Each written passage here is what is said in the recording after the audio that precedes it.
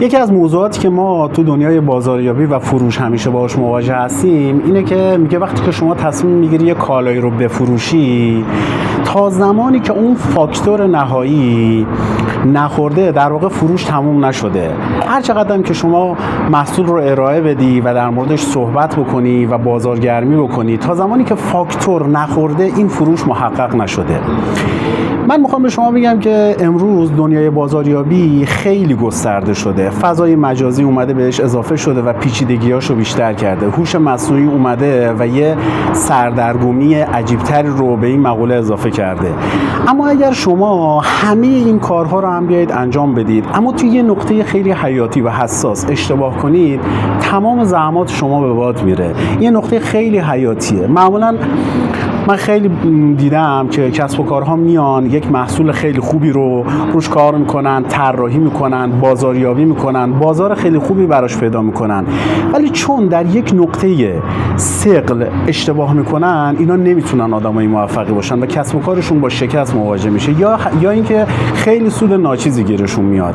و اون نقطه و اون مسئله قیمت گذاریه، چیزی که خیلی بهش پرداخته نمیشه اما میتونه خیلی مهم باشه. چجوری؟ در موردش براتون توضیح میدم. واقعیتش اینه که وقتی بحث از قیمت گذاری میشه، همه افراد میگن آقا قیمت گذاری خیلی ساده است. بهای تمام شده چقدره؟ میگن 100 تومن یا 80 تومن ما هزینه کردیم، 20 تومن هم هزینه سربارمون بوده 100 تومن. خیلی خب 20 تومن هم میایم سود خودمون در نظر میگیریم، میشه 120 تومن.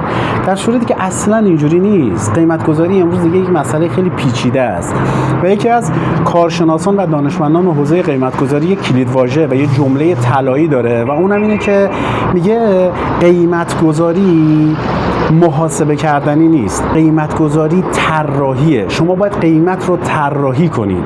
شما برای اینکه بتونید به یک قیمت درست و واقعی برسید، صرفا نمیتونید به هزینه هایی که انجام دادید اتکا بکنید. شما خیلی مسائل دیگر رو باید در نظر بگیرید.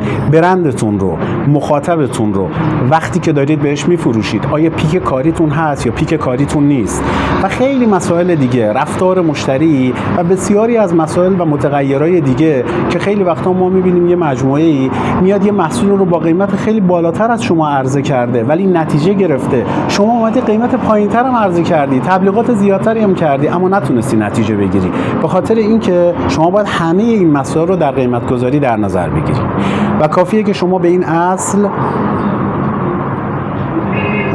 توجه بکنید تا خروجی کار رو توی بازاریابی و کسب و کار خودتون ببینید.